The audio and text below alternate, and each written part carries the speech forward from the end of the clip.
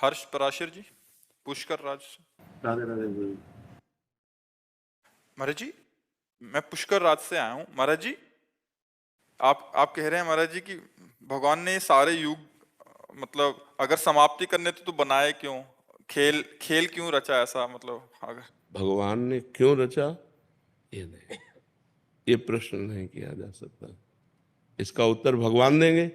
हम तो उनके भक्त हैं, हम तो उनके दास हैं। भगवान से प्रश्न करो कि आपने क्यों रचा। गुरु जी, जब मृत्यु ही मतलब सब कुछ अंत करना है भगवान को, अंत नहीं कर, किसी का अंत नहीं है। खेल है, परिवर्तन है। आप बताओ अंत क्या है? जैसे सभी लोग बोलते हैं कि अपना कलयुग का अंत हो जाएगा, सृष्टि का विनाश हो जाएगा, सब कुछ हो जाएगा। हमारी बात सुनो, 3 लीलाएं हैं भगवान की, वो हर क्षण होती रहती है। ये सेकंड है, इस सेकंड में लाखों लोग पैदा हो गए, लाखों लोग मर गए, लाखों लोग आनंदित हैं, लाखों लोग दुखी हैं। पूरी सृष्टि में भगवान ने 3 लीलाएं की। ब्रह्मा रूप से सृजन करना, विष्णु रूप से पालन करना और शिव रूप से संहार करना। वही भगवान ब्रह्मा है, वही भगवान हरि है, वही भगवान हर है, कोई अंतर तो नहीं। और वही चराचर जीव बने हुए हैं, कोई और थोड़ी है। वो अपने आप से अपने आप का सृजन करते हैं, अपने आप से अपने आप का पालन करते हैं, अपने आप से अपने आप का संहार कर देते हैं। आपको इसलिए प्रश्न उठा कि आप देहाभिमानी जीव हो। आप इस समय देह भाव से बोल रहे हो, देह भाव से बोल रहे हो, क्योंकि देह भाव ही है। अभी परमात्मा भाव में तो आए नहीं हो, इसलिए आपको बड़ा भयावह लग रहा है। भगवान ने ऐसा किया क्यों, भगवान ने ऐसा रचा ही क्यों? जब विनाशी करना था तो रचना क्यों था? नहीं, उनका खेल है। जैसे बच्चे जो है ना, घरौंदा बनाते हैं, बिगाड़ देते हैं, उनसे पूछो क्यों, ऐसा क्यों किया? उनका खेल है, उनके पास क्यों का उत्तर थोड़ी। गांव में जैसे बैलगाड़ी जा रही तो बच्चे बैठ गए और आधा किलोमीटर दूर गए, फिर उतर के वहां से पैदल आ रहे उनसे पूछो क्यों, तो उनके पास उत्तर है क्या? खेल है उनका। ऐसे ही भगवान का एक मायामय ये खेल है। एको हम बहुश्यामा, एको हम, मैं एक बहुत रूपों में हो जाऊं। तो वही भगवान बहुत रूपों में होकर अपने आप से अपने आप का पालन करते हैं, अपने आप से अपने आप का संहार करते हैं। कोई दूसरा हो तो उनको दर्द की बात आवे, वो अपने आप में खेल रहे हैं। आग भी वही है, मृत्यु भी, सब कुछ हरण करने वालों में मृत्यु मैं हूं। तो कोई दूसरा हो तब हो ना, अपने आप से अपने आप को खेल। जादूगर अपने आप को काटता है, अपने आप को दुनिया का दिखाता है नाना प्रकार के, उसको कोई ना आश्चर्य होता, ना कोई दुख होता, ना कोई सुख होता है। ऐसे ही भगवान को ना कोई आश्चर्य, ना कोई दुख है, ना सुख। अनंत ब्रह्मांड एक संकल्प में अपने आप में रच दिए, आप ही बन गए, आप ही पालन कर रहे हैं अपना, और आप ही अपना विनाश कर रहे हैं। तो उसमें परेशानी क्या है? परेशानी हमारी है जो हम आपको भूल गए हैं। आप कौन है? तो आप शरीर को लेकर के बोलेंगे मैं अमुक हूँ, मेरा नाम यह है, वो नहीं है। तो इस ढांचे का परिचय दे रहे हैं आप अपना परिचय बताइए, तो आप अपने को जान पाए कि आप कौन है। जब अपने को जान पाओगे तो आप ही हैं उत्तर देने वाले, आप ही फंस गए हैं। अगर आप इससे मुक्त हो जाओ तो कहा गया ब्रह्मविद ब्रह्मवि भवति, जो ब्रह्म को जान लेता है वो ब्रह्ममय हो जाता। जानत तुम्हें तुम्हें हो जाए। क्यों तुम्हें हो जाए? क्योंकि वही है ही है, एको हम बहुश्यामा, वही परमात्मा है। फिर कोई प्रश्न नहीं। और विनाश किसी का नहीं होता, रूप परिवर्तन होता है।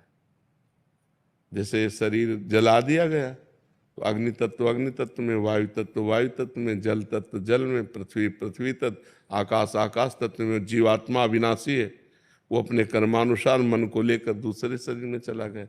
मृत्यु किसकी? किसी की नहीं। जब विनाश पूरा होता है तो पूरी सृष्टि 100 वर्ष सूखा पड़ता है, भयंकर, फिर 100 वर्ष अग्नि, फिर भयंकर जल, 100 वर्ष तक जल। फिर इसके बाद जब प्रबल ताप बढ़ी, कोई सृष्टि में नहीं रहेगा, तो जल तत्व वायु तत्व में, वायु तत्व अग्नि तत्व में, आकाश तत्व में, ऐसे क्रम से होते हुए आकाश तत्व महातत्व में, महातत्व अहंकार में, ऐसे मूल प्रकृति तक पहुंचकर मूल प्रकृति ब्रह्म में कुछ नहीं नष्ट हुआ। सब अपने अपने स्वरूप में आते हुए चले गए। फिर जब सृष्टि हुई तो ब्रह्म, ब्रह्म से मूल प्रकृति, मूल प्रकृति से त्रिगुणात्मक का प्रकृति, त्रिगुणात्मक का प्रकृति से महातत्व, महातत्व से अहंकार, अहंकार से पूरी सृष्टि। वही फैल गया, वही समिट जाता है। समिट जाना विनाश है, फैल जाना सृष्टि है, और जितने दिन फैल के खेलते हैं वही जीवन है। इसीलिए तो जब ज्ञान हो जाता है तो पूरी सृष्टि से राग खत्म हो जाता है। कुछ नहीं, कोई 10-20 नहीं है यहाँ, एक ही है, एक ही परमात्मा का सारा खेल चल रहा है। वही आप भी हैं, लेकिन आप अपने को जान पा रहे हैं। मैं परमात्मा कैसे हो सकता हूँ? तो आप देह भाव से बोल रहे हैं। स्वरूप में आइए, स्वरूप कौन है? स्वरूप कौन है? तो स्वरूप का ज्ञान है नहीं। तो इसीलिए देह भाव के होने के कारण जन्म मरण, दुख सुख, लाभ हानि, मान अपमान, जय पराजय ये भोगना पड़ रहा है। बड़ा कठिन है। इसीलिए भजन करो और मुक्त हो जाओ। साधन धाम मोक्ष कर द्वारा, मोक्ष को प्राप्त कर लो तो ये जीवन सार्थक हो जाएगा। नहीं तो फिर ये चलता रहेगा, पुनरपि जननम पुनरपि मरणम पुनरपि जननी जठरे शयनम। भगवान ने किसी को नहीं रचा, अपने आप से अपने आप को रचा है, दूसरा कोई नहीं है। आप देखो ये क्या है? पंचभूतों से बना हुआ शरीर है ना। पंचभूत कौन है? ये परमात्मा स्वरूप है, परिवर्तनशील है। और एक परमात्मा स्वरूप भगवान की दो प्रकृति है, एक परा एक अपरा। जो शरीर है ये भगवान की एक प्रकृति है, जो स्वरूप है वो आप है। वही जो आप में स्वरूप, वही आप में, वही आप में, वही आप में, वही एक ही है। जैसे करणों के कारण देखने में बिजली कई प्रकार की दिखाई देती है। एक बिजली लाइट दे रही, एक बिजली हवा दे रही, एक बिजली ठंडा कर रही, एक बिजली हीटर में निकल रही। लेकिन क्या बिजली कई प्रकार की है क्या? कि ये बिजली गर्म करेगी, ये बिजली ठंडा करेगी, ये बिजली हवा फेंकेगी, ये बिजली रोटी बनाएगी।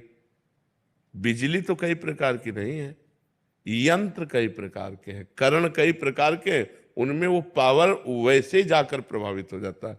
ऐसे एक बिजली है। अगर संपूर्ण ब्रह्मांड में पूछी जाए तो बिजली एक है ना? और उसके करण कितने हैं? करोड़ों हो सकते हैं, करोड़ों करण है, करोड़ों प्रकार से उसका प्रयोग हो रहा है। ऐसे ही ये करोड़ों अरबों करण हैं, लेकिन इसमें परमात्मा का पावर एक है। अब करण है दुष्ट स्वभाव का रचा हुआ, अब वो दुष्टता ही करेगा, तो बोले इसमें परमात्मा कैसे हो सकता है? नहीं, परमात्मा ही है। वो करण के प्रभाव से ऐसा बोल रहा है। जैसा जैसा स्वभाव, जैसी जैसी प्रकृति, तो परमात्मा तत्व तो वैसे ही जाके बर्ताव कर रहा है। तो लगता है ये परमात्मा कैसे हो सकता है? ये परमात्मा कैसे हो सकता है? नहीं, परमात्मा ही है अंदर से। वो अपने को नहीं जान रहा है और वो उसका स्वभाव है। वो कर्म के अनुसार ऐसी स्थिति को प्राप्त होकर ऐसा बर्ताव कर रहा है। जैसे इसमें भी बिजली है और ये भी बिजली से चल रहा है। बिजली कितनी लघु हो सकती है और बिजली कितनी महान हो सकती है। बड़े बड़े मशीनें चल रही फैक्ट्रियों में, नहीं चल रहे, बड़े बड़े कार्य उससे हो रहे। तो एक छोटा सा पंखा भी उसी से चल रहा है, छोटा सा माइक भी चल रहा है। तो एक चींटी से लेकर ब्रह्मा तक सब उसी परमात्मा से संचालित है। वही परमात्मा है, दूसरा नहीं उसमें। और हम लोग द्वैत में ही फंसे हुए, दूसरा है, ये सब दूसरे हैं। हमारा परिवार, हमारा घर, मैं, शरीर, इसी अज्ञान की निवृत्ति के लिए अध्यात्म है। जब अध्यात्म, तो एक स्वप्न चल रहा है। जैसे स्वप्न में आपने देखा, बहुत सी सामान देखा, बहुत से व्यक्ति देखे, अच्छा बुरा स्वप्न देखा, क्या कुछ होता है क्या? तो ये कब पता चलता है? स्वप्न देखने के समय पता चलता है क्या? हाँ, जब हम जगते हैं तब हमको पता चलता है कि वो झूठा था, उसमें कुछ भी सत्य नहीं था, उसमें कोई नहीं था, एक मन ही हमारा केवल सब कुछ रचे हुए था। ऐसे ही जब हम ज्ञान में जागते हैं तो कुछ नहीं है, एक परमात्मा ही परमात्मा है। वासुदेवा सर्वमिति सा महात्मा सुदुर्लभा। बहूनाम जन्मनावन्ते ज्ञानवान माम प्रपद्यते वासुदेवा सर्वमित सा महात्मा सुदुर्लभा। बहुत जन्मों की साधना के बाद जब ये ज्ञान प्राप्त होता है कि एकमात्र भगवान वासुदेव ही विराजमान है, दूसरा कोई नहीं, सब वासुदेव, सर्वम खलमिदम ब्रह्म, सब ब्रह्म। अब कहाँ परेशानी? वो अपने आप में अपना सृजन कर रहा है, पालन कर रहा है, विनाश कर रहा है, ये स्वप्न है। उमा कहूं मैं अनुभव अपना, सत हरि भजन जगत सब। तो सपने में ये हम सब कुछ देख रहे हैं। एक जागृत अवस्था जो हम मान रहे हैं ये मोह की है। स्वप्न में अपने को सोया हुआ मानते हैं क्या? उसमें जागते हुए तो होते हैं, लेकिन क्या जागते हैं क्या? ऐसे ही मोह निशा सब सो अनिहारा। मोह निद्रा अज्ञान में हम इस समय हैं, और जिस समय ज्ञान प्राप्त होगा, असली में जागना ज्ञान में होगा, तब आप देखना जब ज्ञान प्रकट हो जाता है एकमात्र भगवान ही भगवान है, कुछ नहीं, न कोई हानि है, न लाभ है, न जय है, न पराजय है, न उन्नति है, न अवनति है, न जन्म है, न मरण है। कि ये सब स्वप्न जैसा चल रहा है, भयावह स्वप्न चल रहा है। इसीलिए कहा जाता है साधना करो और जग जाओ। जग गए तो जे ही जाने जग जाए हेराई, जागे जथा स्वप्न भ्रम जाए। जिस परमात्म तत्व को जानने के बाद ये संसार संसार नहीं रहता, ये परमात्म स्वरूप हो जाता है, सब भय भ्रम खत्म हो जाता है। समझ पा रहे बच्चा?